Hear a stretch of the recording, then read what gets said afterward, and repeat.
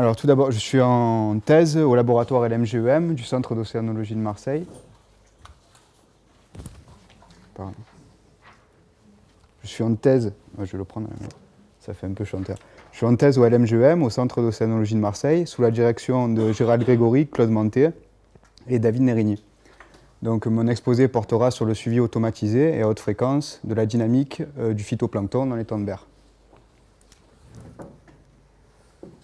Donc tout d'abord, il a été effectué un suivi à basse fréquence, c'est-à-dire des échantillonnages mensuels, par le JPREB sur la période d'octobre 2000 à décembre 2005 aux stations hydro qui vous ont été présentées par Patrick précédemment. Donc sur ces stations ont été relevées des variables, je l'appelle environnementales, à la surface et au fond, sont la température, la salinité, les nitrates, phosphates, l'oxygène dissous et la chlorophylle A. Et aux stations qui m'intéressent, que sont les stations H4 et H16, excusez-moi, je vais récupérer ça. Hop. Aux stations H4, qui est donc proche du canal usinier, et H16 au niveau de l'embouchure du canal du Rove, ont été mesurées aussi par microscopie les abondances de différents taxons de phytoplancton. Donc ça a été fait par Béatrice Becker. Donc c'est un bon jeu de données de départ pour comprendre un peu ce qui se passe dans les temps. Donc j'ai utilisé ça pour débuter. Donc voilà quelques résultats. Tout d'abord, une ACP qui a été faite sur les variables environnementales pour les stations H4 et H16 mélangées. Donc pour interpréter cette ACP, je ne sais pas si vous voyez, je crois qu'on ne voit pas grand-chose. Donc je suis désolé. Ce que vous voyez en couleur, en fait, ce sont les saisons. La première chose qu'on voit assez clairement, c'est qu'il y a un très fort signal de saisonnalité. Donc en rouge, par exemple, ce sont tous les points qui se trouvaient en été. Donc ces points étaient corrélés avec, je ne m'en sors pas, de très fortes températures ainsi qu'une très forte salinité. Donc vous voyez que ces deux variables sont corrélées positivement et sont corrélées négativement au nitrate. C'est-à-dire que dès qu'il y a une forte salinité, on voit que ça correspond aux plus faibles valeurs de nitrate, ce qu'a souligné Patrick tout à l'heure. Inversement, en hiver, il y a une diminution de la température, c'est en vert ici, il y a une diminution de la température, de la salinité, et par rapport à ça, une augmentation des nitrates. Et une deuxième information importante que l'on voit ici, c'est qu'il y a une indépendance entre les variables de chlorophylle A, phosphate et oxygène dissous, et la température, salinité et le phosphate, car elles forment un bel angle droit. Voilà ce qu'on peut tirer à partir de cette analyse sur les variables environnementales.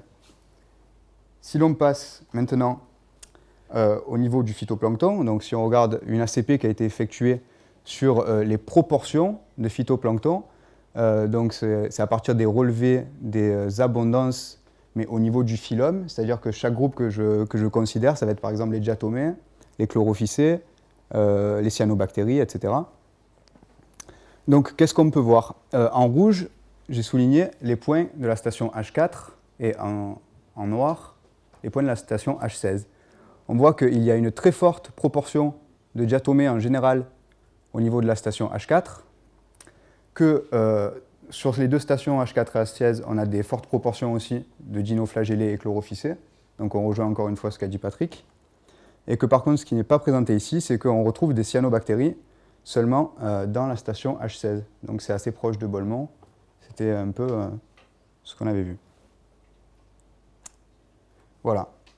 Mais à cette fréquence-là, je ne peux pas avoir une vraie idée de ce qui m'intéresse pour mon étude, c'est-à-dire d'accéder à la dynamique des assemblages phytoplanctoniques et d'étudier leur vraie réponse au forçage du milieu. C'est-à-dire quels organismes sont présents, quand et pourquoi. Car je fais l'hypothèse qu'il faut se situer pour cela à une échelle de temps et d'espace adéquate. Je vais vous expliquer cela sur ce schéma par exemple. On voit l'évolution de la dynamique, de l'abondance d'un groupe phytoplanctonique le long d'un mois. Si on effectue les échantillonnages au point vert ou si on effectue les échantillonnages au point rouge, on voit qu'on peut arriver à des tendances qui sont totalement différentes. Et ça illustre bien un problème d'échelle temporelle d'acquisition. Donc ce qu'il a fallu, c'est trouver un instrument qui nous permettait d'avoir une très haute définition au niveau spatial et au niveau temporel. Donc vite fait, si on regarde la microscopie, ça nous permet d'avoir une échelle spatiale très fine, car on a une information taxonomique, mais par contre une échelle temporelle qui est très mauvaise, car l'analyse est très coûteuse en temps. Donc on ne peut pas se permettre de faire des centaines d'analyses, de prendre de l'eau 100 fois par jour au même point. De notre côté, l'HPLC ou la fluorimétrie, j'ai mis moins au niveau du niveau spatial, et au niveau temporel, c'est une méthode qui peut être assez rapide. Pourquoi ce n'est pas bon au niveau spatial? Parce qu'on va analyser un volume d'eau, c'est-à-dire qu'on va avoir une mesure globale et non pas à l'échelle de la particule. Donc ça ne va pas être bon pour notre cas. Donc c'est pour ça qu'on a voulu privilégier l'analyse par cytométrie en flux automatisé, qui nous permettait d'avoir une haute fréquence et d'arriver à l'échelle de la particule. Donc je vais vous présenter des instruments qui ont été utilisés et qui le seront jusqu'à longtemps, j'espère. Donc il s'appelle le CytoSense et CytoSub. Donc ce sont deux cytomètres en flux qui ont été spécialement dédiés à l'analyse automatisée du phytoplancton. Donc pour la version submersible qui se trouve ici, on peut obtenir une analyse in situ jusqu'à 200 mètres de profondeur, avec une durée maximale d'immersion de plusieurs semaines. Et donc, ce qui est intéressant, c'est qu'on peut arriver à une fréquence d'échantillonnage maximale d'une acquisition toutes les 10 minutes. Donc on peut avoir un cytogramme toutes les 10 minutes, savoir ce qui se passe au niveau d'un volume d'eau toutes les 10 minutes. Pour la version submersible et pour la version de paillasse, on peut carrément lancer une acquisition en continu, c'est-à-dire avoir sur plusieurs heures, suivre la dynamique des populations, ou même plus que ça. De plus, ces appareils nous permettent d'analyser une très large gamme de tailles de phytoplancton, c'est-à-dire de quelques microns jusqu'à plusieurs millimètres de longueur, c'est-à-dire des chaînes de phytoplancton. Et je vous en parlerai un peu plus tard. Sur le nouvel appareil qui est ici, il y a aussi un module de prise d'image, c'est-à-dire que dès qu'on a trouvé un groupe phytoplanctonique, on peut avoir en plus de cela une image pour voir si le groupe est homogène qui se trouve à l'intérieur de ce groupe. Donc voilà une petite animation pour voir comment se déroule l'acquisition des données.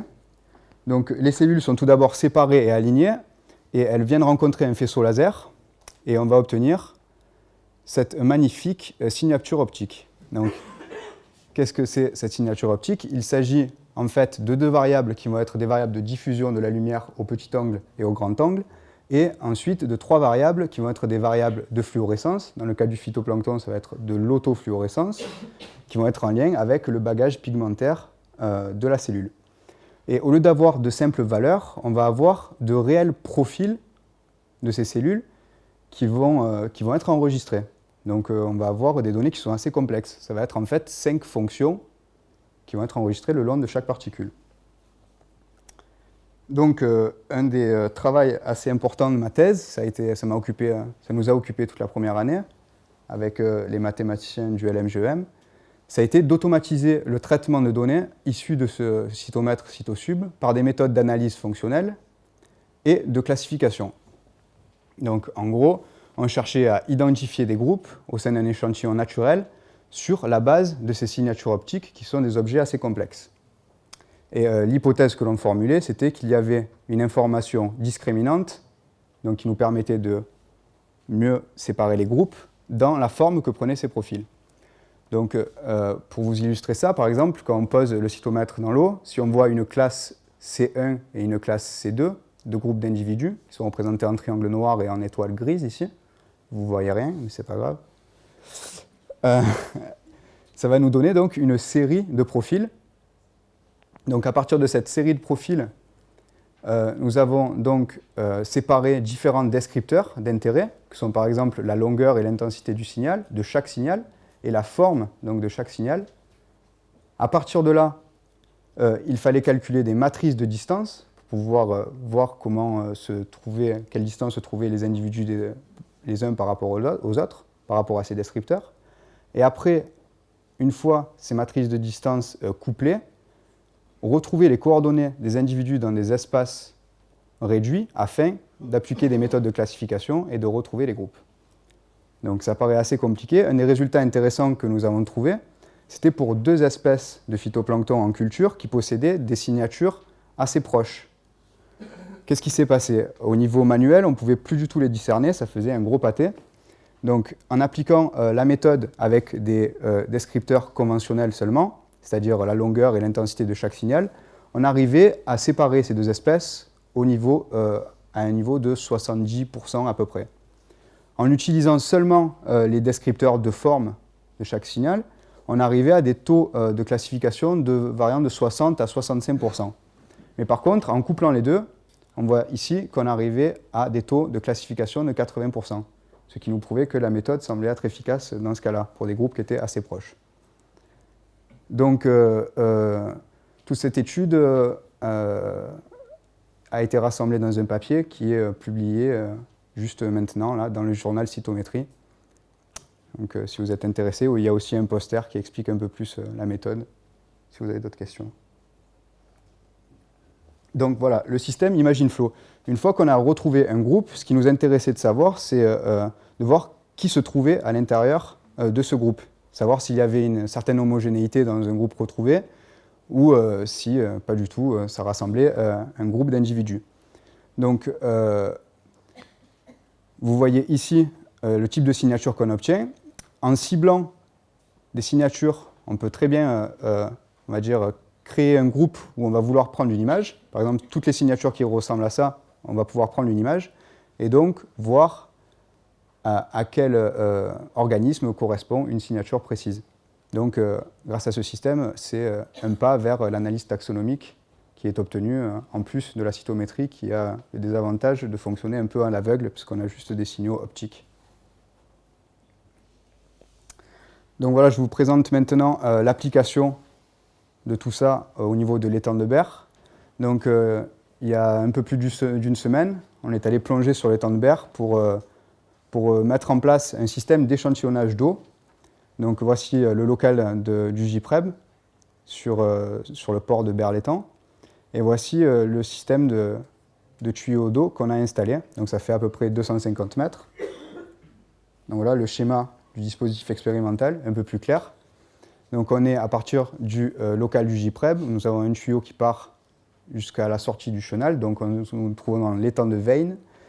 Et on va pouvoir pomper de l'eau de mer jusqu'au local où se trouve un échantillonneur d'eau automatique, la pompe, le cytosense, donc c'est le cytomètre en mode paillasse, ainsi qu'une sonde CTD plus un fluoromètre, histoire de récupérer aussi des variables physico-chimiques du milieu.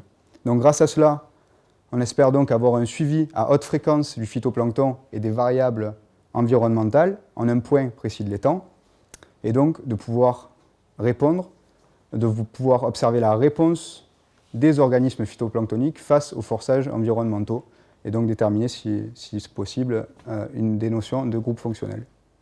Voilà. Je vous remercie. Un petit hommage. Un petit hommage à Henri Fabre. Ça fait juste 101 ans bientôt qu'il a effectué le premier vol en hydravion sur l'étang de Berre. Voilà.